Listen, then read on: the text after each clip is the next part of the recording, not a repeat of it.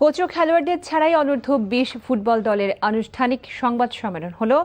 রাতে AFC অনূর্ধ্ব-20 Asian কাপের বাছাই পর্ব খেলতে উজবেকিস্তানের উদ্দেশ্যে রওনা হবে বাংলাদেশ। তার আগে বাফুফে ভবনে অনুষ্ঠিত হয়েছে সংবাদ সম্মেলন। মাঠের বাইরের নানা ঘটনায় আলোচনায় বাংলাদেশ অনূর্ধ্ব-20 ফুটবল দল। সম্প্রতি প্রধান কোচ জেরার্ড জোন্সের সঙ্গে সহকারী কোচ আতিকুর রহমানের হাতাহাতির ঘটনায় পুলিশের হস্তক্ষেপ করার বিষয়টিও সামনে আসে। এদিন সংবাদ সম্মেলনে উপস্থিত হননি তাদের কেউই, ছিলেন না কোনো খেলোয়াড়। দলের পক্ষ থেকে কথা বলেছেন শুধু টিম ম্যানেজার সামিদ কাশেম। আর এশিয়ান যুবাদের এই টুর্নামেন্টের বাছাইয়ে বি গ্রুপে বাংলাদেশের প্রতিপক্ষ উজবেকিস্তান, সিরিয়া ও ভারত।